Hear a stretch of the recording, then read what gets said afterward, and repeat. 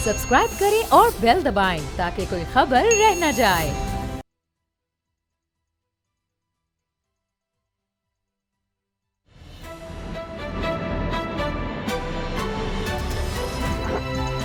अब पता चला। अब पता चला में आज आप जान सकेंगे, मुफ्त में बदनाम हो रहा है कोरोना, असल में 18वीं तरमीम का है रोना। सियासी वसीम अकरम प्लस पेशियों का हो गया डेब्यू, एहतियात वरना लॉकडाउन इलाज। बिस्मिल्लाहिर्रहमानिर्रहीम, अस्सलाम वालेकुम। मैं हूं मोहम्मद उसामा गाजी और आप देख रहे हैं अब पता चला। बड़ी देर से सियासत में शोर मचा है कि नैब टार्जन बनने जा रहा है, लेकिन पूरी खबर यह है कि यह एक तरफा नहीं बल्कि दो तरफा टार्जन होगा, जिससे ऑपोजिशन बचेगी ना हुकूमत के खिलाड़ी। एहतिसाब की इस आंधी का सुनकर बड़े बड़े खतरा महसूस करने लगे हैं। आज के दिन काफ लीग वज़ीर आज़म के सामने दुहाई दे रही थी कि इसके खिलाफ 20 साल पुराने मुकदमे किसके कहने पर खोले जा रहे हैं। उधर मुआमले खुसूसी एहतसाब शहजाद अकबर ये पेशगोई फरमा रहे थे कि शहबाज शरीफ के खिलाफ सबूत मिल गए हैं, अब इनका बचना आसान नहीं। शेख रशीद का कहना भी यही था कि ये ईद शहबाज शरीफ पर भारी पड़ेगी। खबरें यह भी गर्म हैं कि खुर्शीद शाह फैमिली की गिरफ्तारी के लिए नैब कमर कस रहा है, जबकि आज आटा चीनी बहरान की जवाबदेही के लिए वज़ीर आला पंजाब उस्मान बुज़दार की FIA में पेशी थी, वो पेश हो गए। इस बहरान की तहकीकात करने वाले कमीशन ने कल वज़ीर आला सिंध मुराद अली शाह को भी तलब कर लिया है। वो इनकारी हैं, मुराद अली शाह साहब जाने को बिल्कुल तैयार नहीं है। अभी इसी वाले से ब्रेकिंग न्यूज़ भी आप बोल न्यूज़ पर देख रहे हैं। दूसरी तरफ वबा के इस दौर में सियासत में 18वीं तरमीम का शोर मचा है, यहां तक कि बिस्तरे अलालत पर पड़े साबिक सदर आसिफ जरदारी ने 18वीं तरमीम से छेड़छाड़ के ताने बाने सुबह इख्तियारात हथियाने से जोड़े हैं, जबकि हुकूमती तर्जुमान कह रहे हैं कि इस तरमीम में बेहतरी की गुंजाइश बहरहाल मौजूद है। मामलात किस समत जा रहे हैं, ईद के बाद क्या होने जा रहा है, इस पर भी हम बात करेंगे, लेकिन पहले आज उस्मान बुज़दार की FIA में होने वाली पेशी की अंदरूनी कहानी भी हम जानेंगे। हमारे साथ हमारे रिपोर्टर होंगे सुधीर चौधरी और वो हमें बताएंगे कि सारा दिन क्या होता रहा, कौन लोग बैठे हुए थे वज़ीर आला के पास, क्या उनको ब्रीफिंग दी गई, वज़ीर आला किस बात पर बरहम हुए, FIA में क्या उनसे पूछा गया, क्या उन्होंने जवाब दिए, सारा खेल क्या है, गन्ने के काश्तकारों के साथ क्या जुल्म हो गया, सब कुछ सुधीर चौधरी हमें ब्रेकिंग न्यूज़ के साथ हमारे साथ होंगे। लेकिन अभी मैं बात करूंगा अमीर अब्बास से। आप उनको बहुत पसंद करते हैं, बेबाक गुफ्तगू करते हैं मेरे साथी एंकर अमीर अब्बास। पहले जरा ये शहबाज शरीफ वाली बात कर लें, क्योंकि आप बड़ा वाज़े और दो टोक बात करते हैं।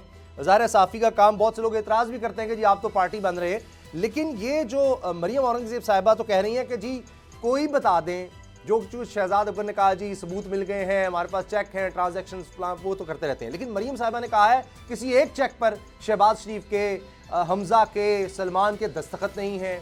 कोई हमारी एक कंपनी बता दें जो FBR में रजिस्टर्ड ना हो और कोई हमने चीज़ छुपाई हो, किसी जो भी सरकारी हमने काम किए, मोटरवेज, मेट्रो, कहीं एक धेले करप्शन साबित कर दें, वो तो कायदा ये बात करें थी।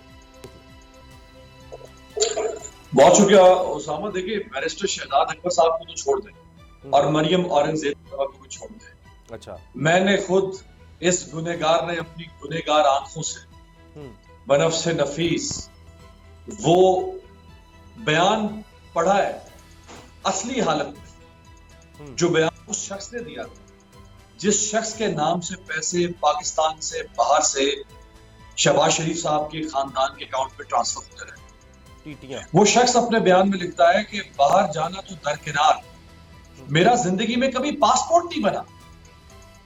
जब मेरा पासपोर्ट ही नहीं बना कभी जिंदगी में, तो मैं फिर कौन सुलेमानी टोपी पहनकर पाकिस्तान से बाहर गया, बरतानिया में किसी और मुल्क में, और वहां से मैंने पैसे शहबाज शरीफ साहब की अहलिया और उनके बच्चों के अकाउंट में करवा दिए। फिर नैब ने एक इदारे को खत लिखा कि ये शख्स जो दावा कर रहा है कि पैसे ट्रांसफर हुए हैं, उसमें तो कोई हकीकत को चुरा नहीं सकता ना, वो तो बैंकिंग ट्रांजैक्शन है। वो मैं आप या नैब फॉर्जरी करके किसी के अकाउंट में पैसे नहीं डाल सकते, वो इलेक्ट्रॉनिक ट्रांजैक्शन है, वो तो रिकॉर्ड है नैब के पास और वो बैंकिंग रिकॉर्ड का हिस्सा है। बिल्कुल सही है। नैब ने फिर एक इदारे को खत लिखा कि ये शख्स दावा कर रहा है कि मैं तो कभी मुल्क से बाहर ही नहीं किया, मेरा तो पासपोर्ट नहीं बना, लेकिन इस शख्स के नाम से पैसे बाहर से शहबाज शरीफ के खानदान में ट्रांसफर होते रहे। तो उस इदारे ने हमारे तो दस्तखत नहीं कहीं, ये तो शहबाज, आप दुरुस्त कह रहे हैं, शहबाज शरीफ ने तो यही तो बात नैब को कही कि भाई आप उन लोगों से पूछे ना जिनके जो पैसे भेजते रहे हैं और उनसे पूछें कि वो क्यों भेजते रहे हैं, मुझसे क्यों पूछ रहे हैं, हमारे तो किसी में दस्तखत उसामा आपके अकाउंट में हर महीने अगर सिर्फ 10 लाख रुपया भी आना शुरू हो जाए हर महीने और 1 साल तक आते रहे तो आप पूरा 1 करोड़ 20 लाख रुपए खा लेंगे? सोचेंगे नहीं, पूछेंगे नहीं, बैंक को कॉल नहीं करेंगे कि ये कौन सब फरिश्ता है या फरिश्ता नुमा इंसान है जो हर महीने मेरे अकाउंट में 10 लाख रुपए भेज रहा है? ना मैं इसको जानता हूं, ना इसने मुझसे कोई उधार लिया था जो ये उधार वापस कर रहा है। 1 महीना तो हो सकता है कि आपके अकाउंट में गलती से कोई अकाउंट नंबर तब्दील होने से कोई ट्रांजैक्शन हो जाए, लेकिन अगर हर महीने साल के 12 महीने 1 करोड़ 20 लाख आपके अकाउंट में ट्रांसफर हो तो आप वो पैसा खाते रहेंगे हर महीने, पूछेंगे नहीं, सोचेंगे नहीं। बिल्कुल सही। तो ये कैसे हो सकता है कि बाहर से टीटी होते रही आपके अकाउंट में पैसे आते रहे और आपने कभी भी नहीं सोचा, आप हुक्मरान खानदान, आपने कभी भी नहीं सोचा, आप कारोबारी खानदान है, आपने कभी भी नहीं सोचा कि आपकी बैंक स्टेटमेंट खराब हो रही है, आपकी बैलेंस शीट खराब हो रही है, बिल्कुल सही, पैसे आए जा रहे हैं, अभी पैसे जो ताजा खबर है कौन एहसान कर। अमीन इस पर और बात करेंगे। आज मेरी खुशकिस्मती है कि आज तकरीबन आधा घंटा आपके साथ हमने बात करनी है। ये बताएं, वज़ीर आला पंजाब चले गए, असद उमर तो खुद कहते रहे कि मुझे बुलाओ, तो FIA में वो जाकर पेश हो गए, 40 मिनट तक उनसे सवाल होते रहे। और अभी मुस्लिम लीग नून से भी अफनान उल्लाह ने ज्वाइन किया है, उनसे भी बात करते हैं। अफनान, ये बताएं कि जिस तरह ये बात हो रही है, अभी मैं बात कर रहा था, असद उमर भी पेश हो गए, ये वज़ीर आला पंजाब उस्मान बुज़दार भी पेश हो गए, वज़ीर आला सिंध नहीं पेश हो रहे, इस पर मुस्लिम लीग नून का कोई इस पर कुछ कहना है या आप समझते हैं कि वज़ीर आला सिंध की मर्जी है, पंजाब का वज़ीर आला पेश हो सकता है, सिंध के नहीं पेश होना चाहते तो कोई बात नहीं, आप क्या कहते हैं अफनान? देखिए, मेरा ये ख्याल है कि हर बंदा जो है वो अकाउंटेबल है, चाहे वो कितना ही ताकतवर क्यों ना हो, चाहे वो किसी इदारे का क्यों ना हो, चाहे वो कोई भी काम करता हो, कोई ऐसा बंदा नहीं है जो कि अकाउंटेबल नहीं है कोर्टों के सामने और दीगर इदारों के सामने। अब उसके अंदर खाली वज़ीर आला सिंध की बात नहीं है, उसके अंदर वज़ीर आज़म पाकिस्तान की बात भी है। अगर इंक्वायरी कमीशन है तो फिर वज़ीर आज़म पाकिस्तान को भी उसके सामने पेश होना चाहिए। हमारे डिफेंस में जो है वो हाकान अब्बासी साहब जो है वो फॉर्मर हो चुके हैं और आइंदा भी, और इसके अलावा आपने देखा है कि मियां मोहम्मद नवाज शरीफ साहब जो है वो कई 100 दिन की कहते हैं उनकी पेशियां हैं नैब कोर्ट की, उनकी पूरी फैमिली की। तो हमने तो हमेशा इस मुल्क के कानून जो कि अलग है, हमें मालूम होता था कि ये इस वक्त इदारों का सियासी इस्तेमाल किया जा रहा है, पॉलिटिकल प्रोसिक्यूशन है, इसके बावजूद हमने जो है उसके सामने पेश हुए हैं, क्योंकि अगर ताकतवर लोग ही मुल्क के इदारों के आगे पे एहतसाब के अदारे या कोर्टों के सामने पेश नहीं होंगे तो अफनान साथ रहें। मैं आपको ये बताना चाह रहा हूँ, आप सुनिए कि हुआ क्या है असल में वज़ीर आला पंजाब के साथ। सुधीर चौधरी हमारे साथ है, सीनियर रिपोर्टर है। सुधीर चौधरी, ये बताइए ये सारे अंदर की कहानी क्या है? FIA में वज़ीर आला पंजाब उस्मान बुज़दार से पूछा क्या गया और इससे पहले जो मीटिंग हुई थी उसका जरा हाल बताएं, कौन कौन लोग उसमें थे, क्या ब्रीफ किया गया और वज़ीर आला पंजाब किस बात पर गुस्से में आ गए थे जब ये चीनी स्कैंडल के हवाले से सारी उनको ब्रीफिंग दी गई कि जी आपने जाकर बताना क्या है, क्या कहना है कि आपने सब्सिडी क्यों दी? तकरीबन 3 अरब रुपए की सब्सिडी गालबन दी है, कुछ 15 मेरे ख्याल है मिलों को। जी, उस समय ये यस्टरडे ये मीटिंग हुई थी। उस मीटिंग में 4 लोग शामिल थे, जिसमें एक चीफ मिनिस्टर इंस्पेक्शन टीम के सरबराह थे ताहिर खुर्शीद, सेक्रेटरी खुराक थे वकास अली महमूद और इसके अलावा एक स्पेशल पर्सन मौजूद थे और केम कमिश्नर ऑफिस से एक ऑफिसर को बुलाया गया था जो कि वज़ीर आला पंजाब को ब्रीफिंग दे रहा था। ब्रीफिंग देते हुए जब वज़ीर आला पंजाब ने पूछा कि सब्सिडी दी किसने, तो उन्होंने कहा जी ये सब्सिडी पंजाब ने नहीं दी, ये वफाक का हुक्म था। तो उसने कहा फिर पंजाब की तरफ से ये ऑर्डर, ये समरी मुझे बनाकर क्यों भेजी गई? तो उन्होंने कहा जनाब ये आपके पहले जो गवर्नमेंट थी उसमें ये सब्सिडी देने का फैसला हुआ था और उनके वाजबात जो हैं 2 अरब 90 करोड़ रुपए जो हैं वो अभी तक रहते हैं। तो वज़ीर आला पंजाब ने कहा कि मेरे दौर के अंदर ये सब्सिडी का सिलसिला दोबारा कैसे चला? तो उन्होंने कहा जनाब कि 2018 में एक सूबाई काबीना के ऊपर मेंबरान के मुश्तमिल एक कमेटी बनाई गई थी। उस कमेटी ने यह फैसला किया था कि ये सब्सिडी दोबारा दी जाए। उस कमेटी के जो कन्वीनियर थे वो समीउल्लाह चौधरी थे जो कि साबिक वज़ीर खुराक हैं। उस कमेटी के मेंबरान में इस वक्त के वज़ीर सनत मियाँ असलम इकबाल थे और मोहसिन लुगारी भी उस कमेटी का हिस्सा थे। उस कमेटी में तमाम DCs थे उस कमेटी के अंदर सेक्रेटरी खुराक थे, उस कमेटी में शौकत अली भी थे जो कि साबिक सेक्रेटरी खुराक है। उस कमेटी ने यह फैसला किया था कि इन शुगर मिल मालकान को जो है वो सब्सिडी दी जाए, और उसमें एक और अहम फैसला किया गया था जो कि शुगर केन एक्ट के बिल्कुल खिलाफ था, और वो था गन्ने की खरीदारी के अंदर कटौतियों को तस्लीम करना। और उन कटौतियों को कानूनी हैसियत इस कमेटी ने दी जो कि उनके प्रोविजन में शामिल नहीं था, और ना ही उनको ये उनके टीओआर में ये शामिल था। उनके टीओआर में ये शामिल था कि आपने शुगर मिलों को रेगुलराइज करना है, उनको बर वक्त क्रशिंग के लिए जो है आमादा करना है, और उनके जो जायज़ मसाइल हैं उनको हल करना है। जबकि दूसरी तरफ आपने किसानों को गन्ने की जो कीमत है 180 रुपये मन वो दिलवानी है। लेकिन इस कमेटी ने एक रिलीफ दी, और इस रिलीफ की बुनियाद जो है उस वक्त के केन कमिश्नर थे वाजिद अली शाह जिनका नाम है, उस केन कमिश्नर ने यह कहा कि शुगर मिलों का ये देरीना मुतालबा है, अगर हम इस मुतालबे को तस्लीम कर लें तो शुगर मिलें क्रशिंग शुरू कर देंगी। और इसके अलावा उनका दूसरा मुतालबा है कि हमारे वाजबात दिलवाए जाएं, अगर ये वाजबात भी दिलवाए जाएं तो किसानों की अदायगियाँ भी हो जाएंगी और क्रशिंग भी टाइम पर शुरू हो जाएगी। तो उस कमेटी के अंदर जब ये मुतालबात रखे गए, ठीक है, जब ये मुतालबात रखे गए तो उसके ऊपर कंसिडरेशन हुई। अच्छा, साथ इसके ऊपर मीटिंग हुई, इसको यही जवाब दे दिया था, बस वज़ीर-ए-आला ने मीटिंग मिनट्स का हिस्सा बना लिया गया। एफआईए को जाकर यही चीजें फिर बता दी कि जी हमारे साथ तो ये हो गया है, मुझे तो कहा गया, और बस ये सारा ये कहानी सुना दी वहां जाकर उन्होंने। जी बिल्कुल, इस कमेटी ये जो कल मीटिंग हुई उसी में ये फैसला किया गया कि ये सब्सिडी अब हम किस तरह इसको कबूल करें या ना करें। तो ये 5 बंदों के अंदर फैसला किया गया कि इस सब्सिडी को हमें कबूल करना पड़ेगा क्योंकि ये हमारे खाते में आ गई है। उसकी वजह वो ही कैबिनेट कमेटी थी जो 2018 में बनी थी। ये उसकी सिफारिशां थी कि पंजाब की शुगर मिलों को सब्सिडी दी जाए। तो वज़ीर आला पंजाब ने नजर आ रहा है सवाल किया थे, वरना क्रशिंग शुरू होनी थी, ना किसानों को पैसे मिलने थे, और ये वो कहेंगे कि जी हम करते तो क्या करते।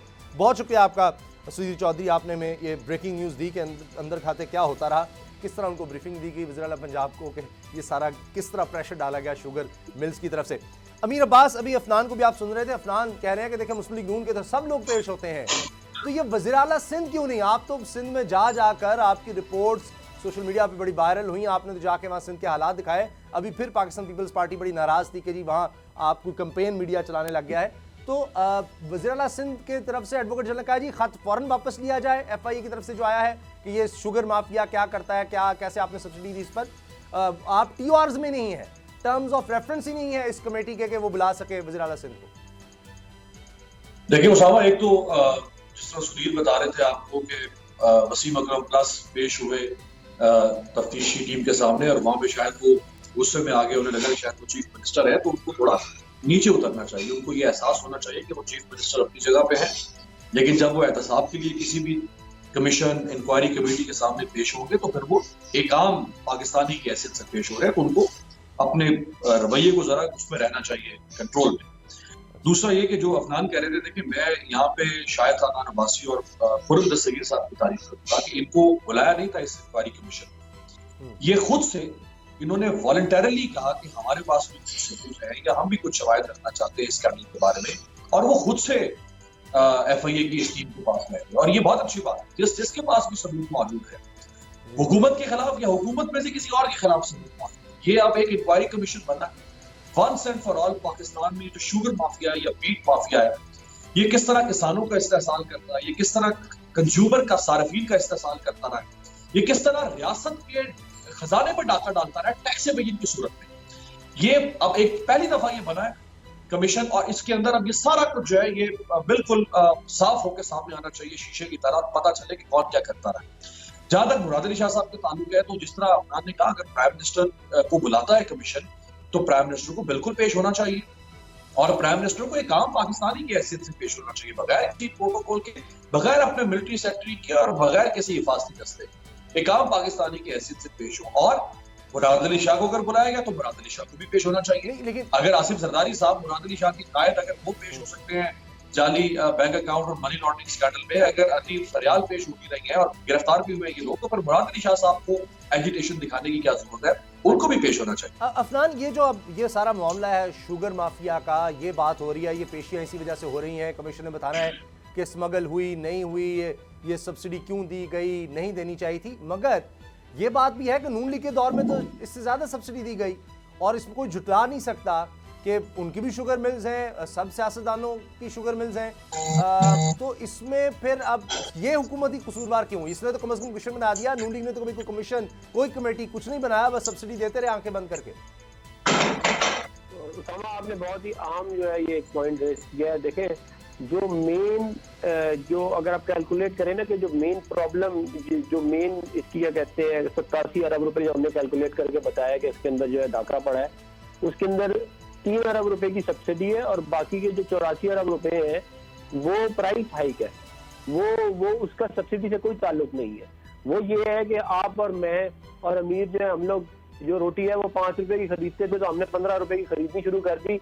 एक्चुअल डाका वो सब्सिडी है। देखिए, सब्सिडी के ऊपर आप बिल्कुल करें कमीशन, मैं कोई इसको डिनाई नहीं करूंगा, अगर उसमें कोई गलत काम हुआ है बिल्कुल करना चाहिए, लेकिन सब्सिडी गवर्नमेंट टेक्सटाइल सेक्टर को भी देती है, सब्सिडी गवर्नमेंट एक्सपोर्ट वाले सेक्टर को भी देती है, सब्सिडी अपना ये सब्सिडी। और सब्सिडी देने की वजह क्या होती है? वजह ये होती है कि आपकी जो गंदम की जो प्रोड्यूस है, फर्ज करें वो 100 रुपए की है, मगर दुनिया में उसकी कीमत 80 रुपए है। अगर आपने उसको बाहर बेचना तो ये जो 20 रुपए का गैप है ये कौन फिल करेगा? आपकी अगर कॉस्ट ही इतनी है तो गवर्नमेंट कहती है हम दे देते हैं पैसे, लेकिन इससे एक्सपोर्ट के ऊपर हमें फायदा होगा क्योंकि हमें फॉरेन एक्सचेंज हमारे रिजल्ट बढ़ेंगे।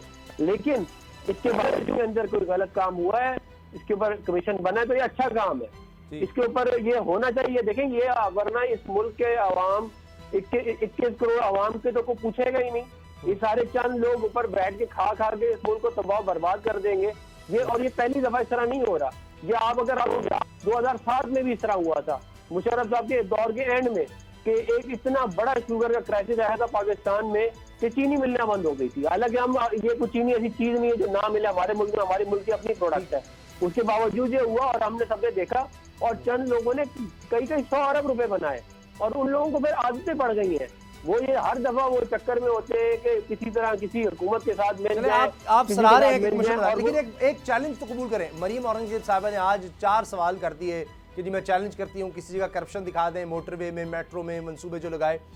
लेकिन एक चैलेंज शहजाद अकबर ने किया, जी मुझे नहीं लेकर गए, वहाँ अखबार के खिलाफ शहबाज शरीफ ने मुकदमा कर दिया, लेकिन शहजाद अकबर कह रहे हैं मेरे खिलाफ करें ना मुकदमा, कि वो जो कह रहे हैं कि जनाब पकड़े गए हैं, इनके सारे चेक्स हैं, किस तरह इनके मुलाजमों के नाम पर ये पैसे ट्रांसफर करते रहे, कंपनियों में क्या क्या करते रहे, बाहर से पैसे किस तरह आते रहे, तो वो शहजाद अकबर को क्यों नहीं करते शामिल मुकदमे में?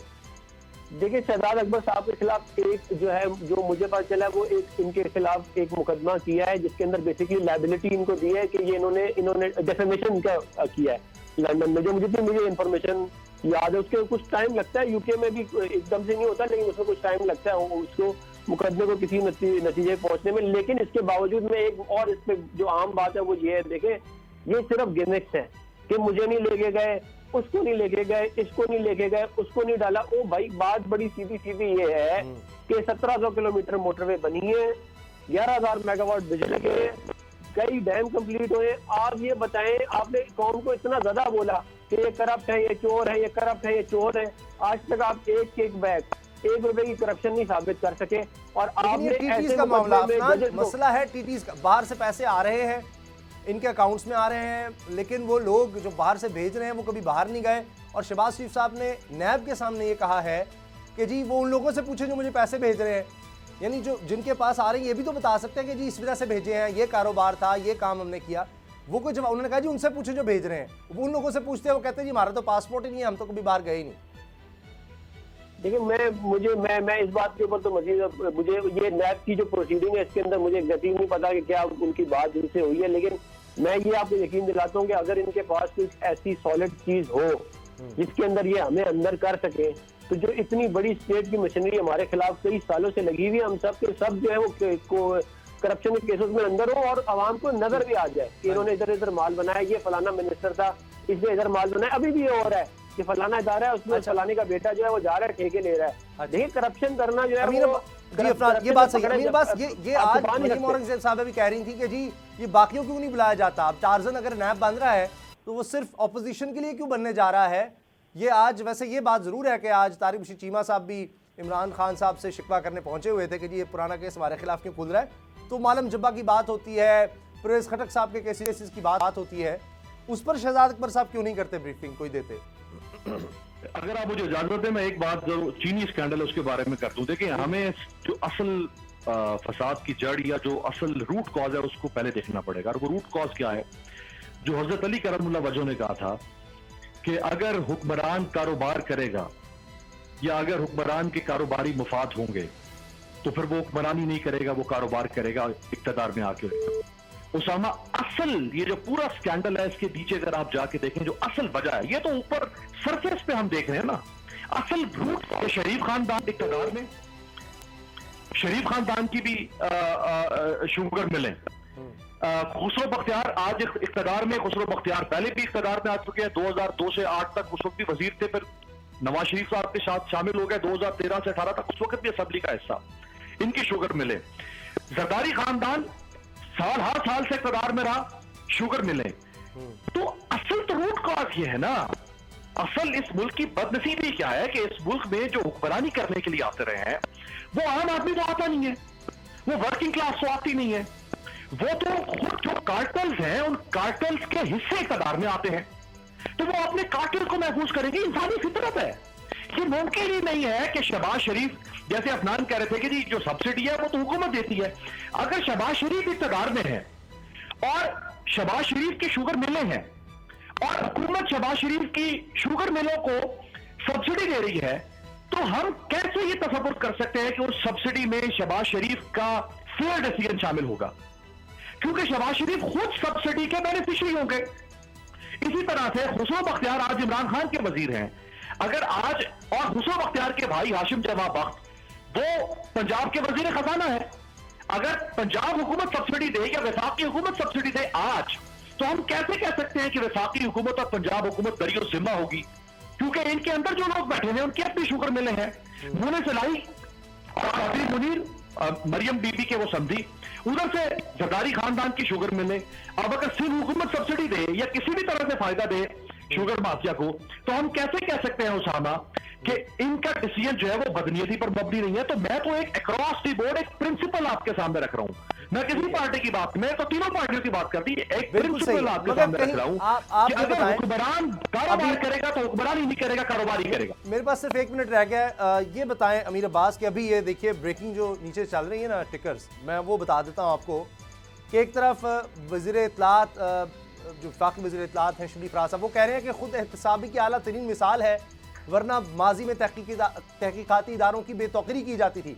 आज असद उमर भी पेश हो रहा है जो कि अहम तरीन वज़ीर है, आज वज़ीर आला पंजाब भी पेश हो रहा है, हुकूमत में होते हुए ये लोग पेश हो रहे हैं, और साथ दूसरी तरफ नफीसा शाह साहिबा ये कह रही हैं कि ये सारा छुपाने के लिए फोरेंसिक जो है ये सब धोखा है, ये सिर्फ जहांगीर तरीन को, खुसरो बख्तियार को बचाने के लिए फोरेंसिक रिपोर्ट का ड्रामा रचाया जा रहा है, इसको डिले किया जा रहा है, वरना नाम सामने आने चाहिए। आपको कौन सही लग रहा है?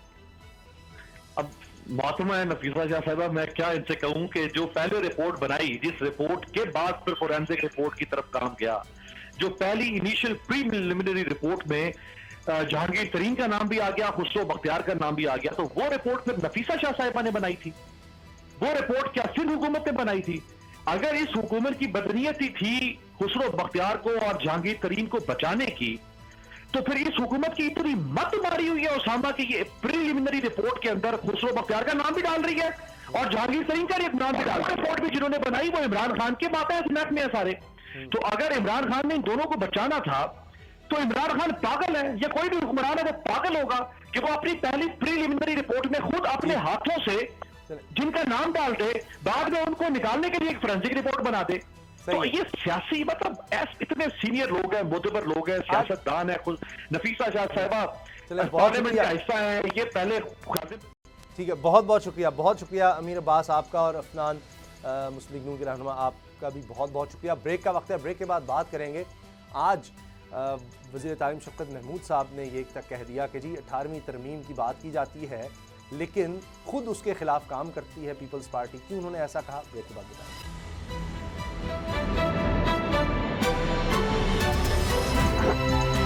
अब पता चला।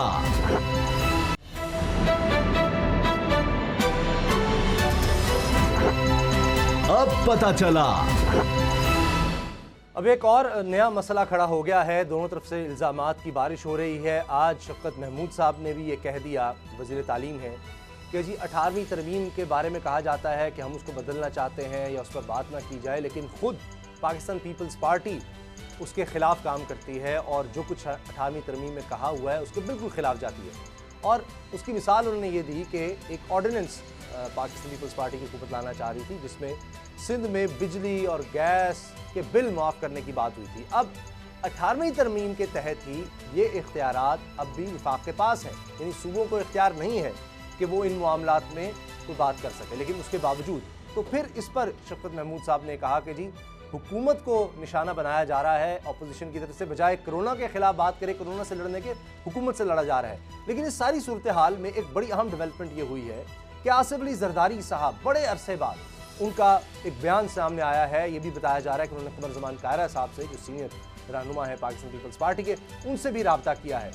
आसिफ अली जरदारी साहब ये कह रहे हैं कि सूबों के इख्तियारात छीनने की फिर से कोशिश हो रही है और मौजूदा हुकूमत परवेज़ मुशर्रफ के ही पीछे पीछे चलना शुरू हो गई है कि जिस तरह उन्होंने सूबों से इख्तियारात लिए थे या वो डिक्टेटरशिप की तरफ गए थे, इसी तरह से ये हुकूमत भी यही चाह रही है, वफाकी हुकूमत भी यही करना चाह रही है। लेकिन ये बात वाज़ेह है कि फवाद चौधरी साहब भी ये बयान दे चुके हैं कि 18वीं तरमीम में इख्तियारात का मामला नहीं है, सूबों से कोई इख्तियार नहीं छीनना चाहता। कोई वज़ीर तो कहता है कि असल में ज़िली सतह तक, बल्दियाती सतह तक, नीचे तक हम इख्तियारात पहुँचाना चाहते हैं। एक तो ये बात कही जाती है, लेकिन असल कहानी ये बताई जा रही है कि अब NFC अवार्ड के बाद भी ये बात हो रही है कि सूबों से भी ये डिमांड हो रही है कि जो अखराजात हैं, ख़ासतौर पर दिफाई अखराजात हैं और कर्ज़ों की अदायगी है, इसमें सूबे भी अपना हिस्सा डालें। अब बतदरीज 18वीं तरमीम के तहत NSP अवार्ड में सूबों का हिस्सा बढ़ाया गया, यानी जो भी टैक्स इकट्ठा होता है, महसूलात इकट्ठे होते हैं, पैसा इकट्ठा होता है रियासत की सतह पर, उसकी तकसीम के हवाले से पहले वफाक के पास यानी वफाकी हुकूमत के पास ज़्यादा पैसे होते थे, अब आहिस्ता आहिस्ता वो सूबों के पास ज़्यादा जा रहे हैं। तो लिहाजा ये असल मामला बना हुआ है कि वफाकी हुकूमत कहती है कि हमारे पास बचता ही कुछ नहीं है। जब हम कर्ज़ों की अदायगी करते हैं, जब हम ये जो अखराजात ज़रूरी हैं वो जब कर लेते हैं, तो डेवलपमेंट पर किधर जाएँ, क्या क्या काम करें, किस तरह से लोगों को सहूलियात दें। और अब ये खींचा तानी चल रही है और इसी बारे में आसिफ अली जरदारी साहब का बयान बड़ा अहम सामने आया है और वो भी ये कह रहे हैं कि हुकूमत ने ऑपोजिशन से लड़ना शुरू कर दिया है, ऑपोजिशन को टारगेट कर लिया है, कोरोना को नहीं किया हुआ। अब ये दोनों तरफ से एक अजीब व गरीब सूरत हाल बनी हुई है, जो कि अब सियासत में गर्मा गर्मी की सूरत में आप देख रहे हैं कि इजलास बुलाया जाता है कौमी असम्बली का इसलिए कि कोरोना पर बहस होगी, लेकिन उसके बाद होता क्या है कि एक दूसरे पर फिर से बयानात शुरू हो जाते हैं और माहौल ख़राब हो जाता है।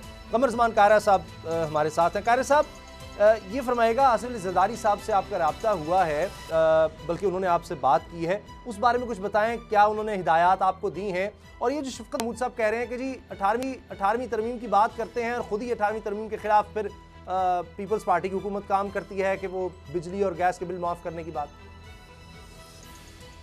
बिजली और गैस की क्या करती है जी? जी ऑर्डिनेंस ला रहे थे जिसमें बिल माफ़ किए जा रहे थे, तो शफकत महमूद साहब का कहना ये था आज कि 18वीं तरमीम का कहा जाता है जी। गुजारिश ये है कि 18वीं तरमीम सूबों को एम्पावर करती है, लेकिन सूबे ने ये तो नहीं कहा कि ये जो महकमे हैं ये हमारे पास है। सूबा एक सजेस्टिव बात कर रहा है, एक कानून लाना चाहता है और ये वफाकी हुकूमत के वजीर आज़म के उस पैकेज का हिस्सा उसके तौर पे कानून है कि आप जिनका बिल 5,000 रुपए तक बिजली का और 2,000 रुपए तक गैस का है, उन दोनों में क्या आप ये बिल डेफर करें। माफ करने की बात नहीं हो रही जी, डेफर करें, डेफर करके और वो आइंदा बिलों के साथ इसको ले ले किस्तों में। ये कौन सा जुर्म है? इससे कहाँ प्रोविंशियल ऑटोनॉमी मुतासर हो गई और पीपल्स पार्टी इसमें कहाँ आइन के वायलेशन कर रही है? अच्छा ये बताइए, आसिफ जरदारी साहब ने क्या हिदायत दी हैं आपको? आसिफ जरदारी साहब बड़े कंसर्न थे कि इस वक्त हुकूमत जो फैसले कर रही है, कोरोना के ऊपर भी इन्होंने सारी सूरत हाल खराब की हुई है और इनके इक़दाम अल्लाह करे, वो इस बात में बड़े कंसर्न थे कि आइंदा हालात बड़े ख़राब होते जा रहे हैं। इकोनॉमी के हालात को फकर थे और उनका ख्याल के साथ जिस वक्त कौमी इत्तेफाक राय की ज़रूरत थी, हमने तो अपने दौर में इत्तेफाक राय कायम किए और इत्तेफाक राय के लिए लीडरशिप हमेशा हुकूमतें फराहम करती हैं और वो इस बात के बारे में कंसर्न थे और उन्होंने हमें हिदायत की कि एहतियात भी करें कोरोना से, लेकिन साथ ही साथ लोगों के साथ आप खिदमत कर सकते हैं, लोगों के साथ इंटैक्ट रहिए। और लोगों को सहूलत फराहम करने की कोशिश कीजिए।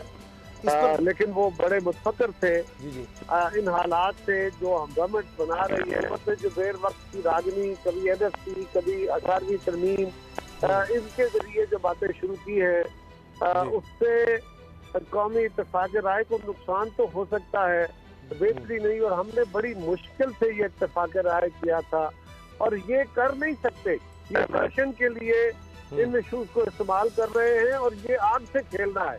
क्योंकि ये सूबाई खुद मुख्तारी का इशू पाकिस्तान में मेक और ब्रेक वाला इशू होता है, इसको नॉन सीरियसली लेके सिर्फ डाइवर्जन के लिए मौजू से या हालात से तवज्जो हटाने के लिए इसको इस्तेमाल करना बड़ा खतरनाक है।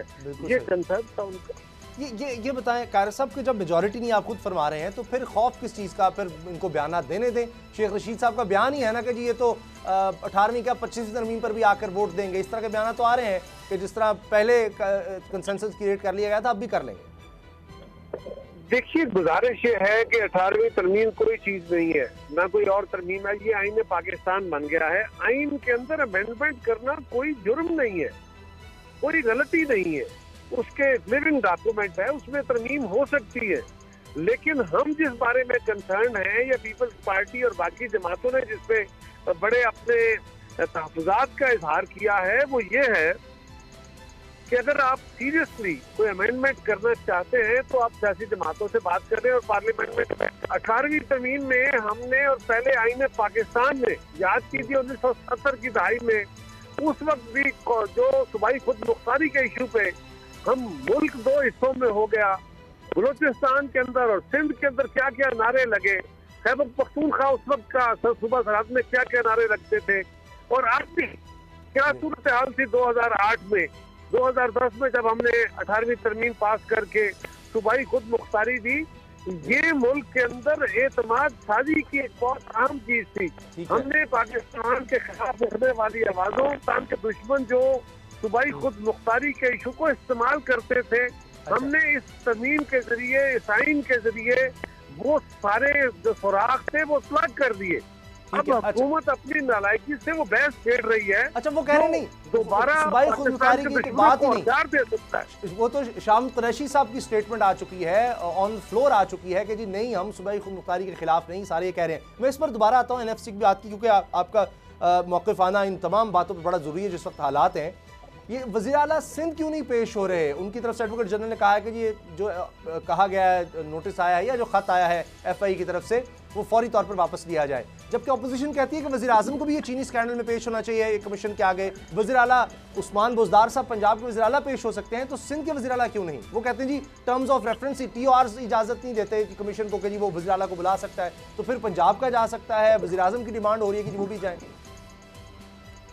देखिए, ये बात चीफ मिनिस्टर की उनको पता होगा, उनको अपनी लीगल पोजीशन का पता होगा और वो बेहतर समझते होंगे। मुझे उसकी डिटेल का पता नहीं है, लिहाजा उसको मुझे बात नहीं करनी चाहिए। लेकिन मैं समझता हूँ कि अगर मुराद अली शाह साहब ने ऐसी बात कही है तो यकीनन वो लॉ के मुताबिक कही होगी, वरना हमें किस बात का हिजाब है और झिझक है। लेकिन कानून के मुताबिक ऐसा अगर नहीं हो सकता तो उसके बतहत उन्होंने पोजीशन ली होगी। इसका जवाब वो खुद दे सकते हैं या सिंध हुकूमत का कोई जो तर्जुमान है वो दे सकता है, मैं दे सकता है।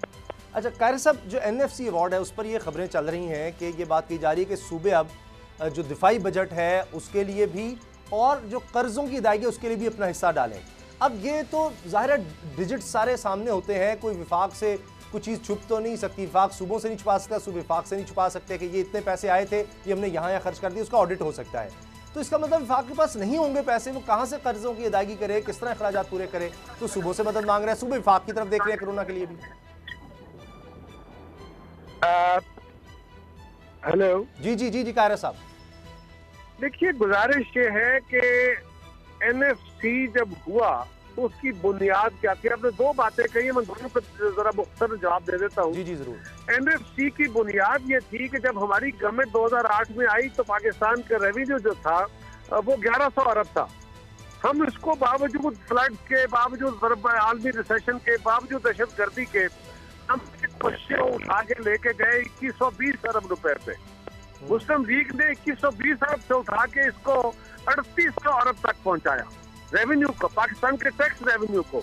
और ये तवक्को थी कि इस साल तक वो 6000 अरब तक पहुंचेगा, और पीटीआई का ये दावा था कि ये 8000 अरब का रेवेन्यू हो सकता है 2018-19 में या 20 में। लिहाजा अगर उन प्रपोजिशन पे खड़े होकर इसको देखा जाए तो फिर बिल्कुल पाकिस्तान की फेडरल गवर्नमेंट के पास पैसे मौजूद हो सकते हैं। अब ये काम कि आप अपना टैक्स रेवेन्यू नहीं बढ़ा सके और सूबों का इख्तियार कर दें, ये बात आपने कहा, और ये मीडिया में बड़ी अजीब बात की जाती है, बाकी जगहों पे भी बात हो रही है, और ये बहुत अहम बात है। अच्छा, वो ये है कि जी दिफाई बजट में सूबों को हिस्सा डालना चाहिए, कर्जों में हिस्सा डालना चाहिए। तो लाइन मेरा ख्याल ड्रॉप हो गई है। बहुत शुक्रिया, बहुत बहुत शुक्रिया कमर ज़मान कायरा साहब, आपने हमें वक्त दिया। ब्रेक का वक्त है, प्रोग्राम में कहीं जाएंगे नहीं। ब्रेक के बाद बात करेंगे कि इस वक्त लॉकडाउन में नरमी के बाद बहुत ही परेशान कुन सूरत हाल है, और फिर सोचा जा रहा है कि शायद लॉकडाउन में फिर सख्ती की जाए। ब्रेक के बाद बात करेंगे।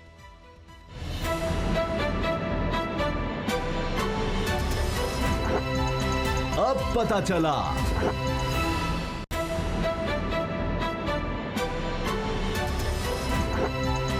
अब पता चला।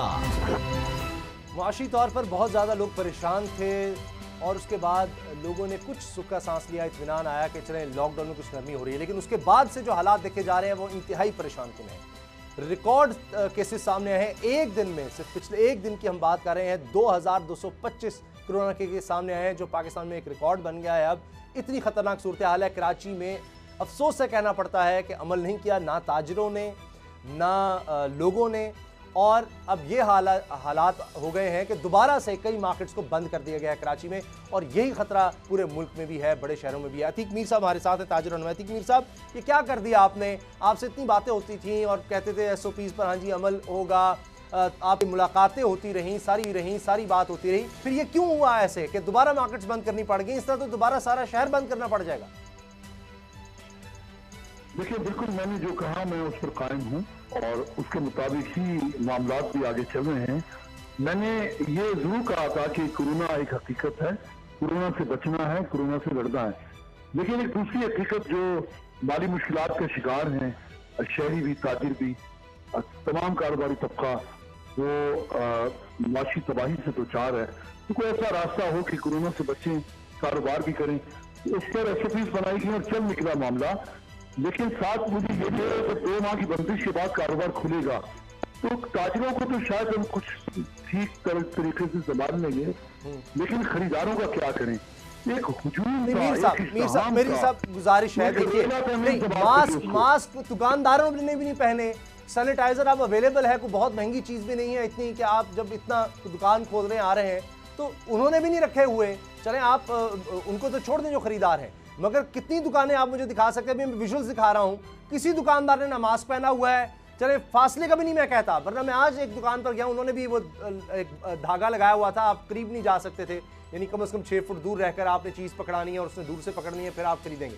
तो वो भी नहीं अगर करना, चले मैं समझता हूँ कि इतनी मार्केट्स हमारे यहाँ सही तरह प्लान की नहीं बनी, लेकिन मास्क पहनना, सैनिटाइजर, ये तो ना करें ना।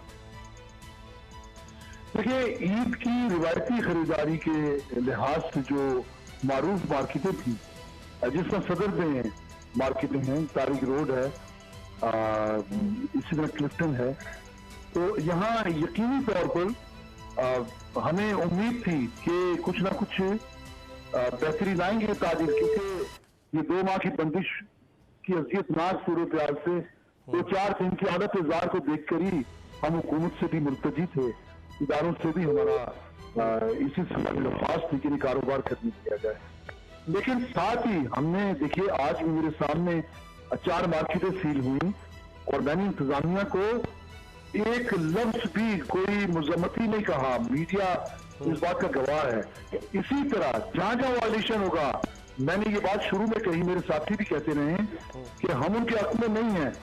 देखिए, हमने, अगर आपको याद हो, मैंने आपके प्रोग्राम में भी बात कही थी कि मैं एक महफूज और महदूद एक तरीका कार के तहत कारोबार करने का हामी हूँ।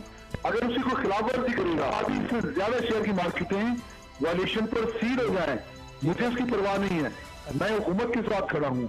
मैं इंतजामिया का नुमाइंदा हूं। अच्छी बात है। ये बताएं मीर साहब, दो मुख्तसर सवाल के, अब ये जब खुला, जब से लॉकडाउन, तो कितना फ़र्क पड़ा है मार्केट में? क्या फिर बहुत ज़्यादा कारोबार हुआ है? कुछ तादाद बता सकते हैं आप उसकी? और दूसरा है कि अगर ईद तक फिर मार्केट्स बंद कर दी गई, हुकूमत ने फैसला कर लिया कि ईद पर भी नहीं खुलेंगी इन हालात के बाद, और दीगर सनतें जो खुलनी थी बतदरीज जो रह गई थी, अब तो वो भी शायद वो हुकूमत सोचेगी ये खोले ना खोलें, तो इस पर फिर आप हुकूमत के साथ खड़े होंगे? देखिए, मार्केटें खुलने के बाद और खुसूसन जिन लोगों, जिससे मैंने कहा कि ईद की खरीदारी के हवाले से जो मार्केटें थी, उनका बहुत अच्छा बिजनेस चल रहा था, इतना अच्छा बिजनेस कि उनके भी तस्वर में नहीं था, क्योंकि मॉल्स ऑलरेडी बंद हैं, तो मॉल्स का भी खरीदार मार्केटों की तरफ निकल गया, तो ये बहुत अच्छी सेल कर रहे थे।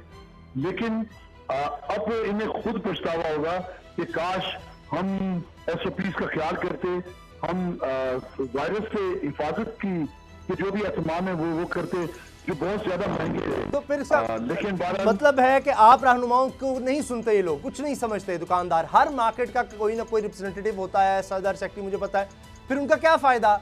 उनसे मीटिंग्स हुई, उन्होंने जाकर बात की होगी, सबको कोई पंफलेट, फोन, सबके, आप तो टेक्नोलॉजी का दौर है, ये तो हो ही नहीं सकता उनसे आपका राब्ता ना हो, वो आपकी बात नहीं मानते, तो फिर आपको भेजते क्यों हैं मुज़ाकरात करने के लिए? देखिए, 70 to 80% इस वक्त जो मार्केटें हैं वहां आके देख सकते हैं, कमिश्नर साहब पहुंचे हैं जहां जहां, बाज़ मार्केटों में उन्होंने शाबाशी भी दी है। ये बात नहीं है कि 100% वायलेशन है, ये रश वाली जगहों पर ना SOPs को बरकरार रखा जा सका और ना ही खरीदारों को रोका जा सका। ये रश वाली जो मार्केटें थी, जो तकरीबन ईद सेल के हवाले से मैंने आपसे जोर्स किया, अब ये वहाँ इस किस्म की वायलेशन है। ठीक है, बहुत शुक्रिया आपका। मेरे पास वक्त, मीर साहब ताजिर रहनुमा हमारे साथ थे, बहुत शुक्रिया। इसीलिए कह रहे हैं कि एहतियात बहुत ज़्यादा ज़रूरी है हर किसी के लिए, वरना मजबूरन ये होगा कि एक तरफ लॉकडाउन में नरमी की गई और उसके बाद आप देख लीजिए कि सबके सामने है कि 2225 केस रिपोर्ट हो चुके हैं सिर्फ एक दिन में, और ये रिकॉर्ड है। आज से पहले कभी इस तरह तादाद नहीं बढ़ी, और ये अगर खुदा न खास्ता बढ़ी तो फिर हमें ना चाहते हुए भी लगता है कि फिर हुकूमत से ये कहना पड़ेगा कि आप यही फैसला ठीक है कि जी लॉकडाउन रखें, और वो किसी के फ़ायदे में नहीं होगा। इसलिए हम सबको मिलकर ये एहतियात करनी चाहिए। दुआ में याद रखिएगा। इजाज़त दीजिए, अल्लाह हाफ़िज़।